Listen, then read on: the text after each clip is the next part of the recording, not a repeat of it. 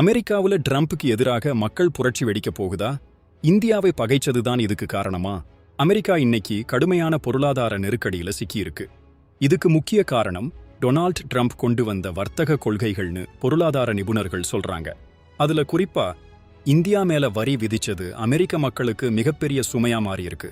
சமீபத்துல ஒரு அமெரிக்கர் போட்ட வீடியோ வைரல் ஆகி இருக்கு. வால்மார்ட் ஸ்டோர்ல இந்தியாவிலிருந்து வந்த பொருட்களோட விலை வரி விதிச்சதுக்கு அப்புறம் ரொம்பவே அதிகரிச்சிருக்காம். இதனால அமெரிக்க மக்கள் கோபத்துல இருக்காங்க. இந்தியாவோட நட்பை கெடுத்துக்கிட்டு சீனாவுக்கு சலுகை காட்டுனது ட்ரம்ப் செஞ்ச மிகப்பெரிய தப்புன்னு இப்போ அமெரிக்க மக்களே புலம்ப ஆரம்பிச்சிட்டாங்க. நட்பு நாடான இந்தியாவை பகைச்சதுனால அமெரிக்காவோட எதிர்காலமே கேள்விக்குறியாகி இருக்கு. இதே நிலைமை தொடர்ந்தா அமெரிக்காவோட பொருளாதாரம் ஒரு பபுள் மாதிரி வெடிச்சு மக்கள் வீதிக்கு வந்து போராடுவாங்கன்னு பொருளாதார வல்லுநர்கள் எச்சரிக்கிறாங்க. இந்த சூழல் அமெரிக்க அரசியல்ல ஒரு பெரிய மாற்றத்தை கொண்டு வருமா? உங்க கருத்து என்ன?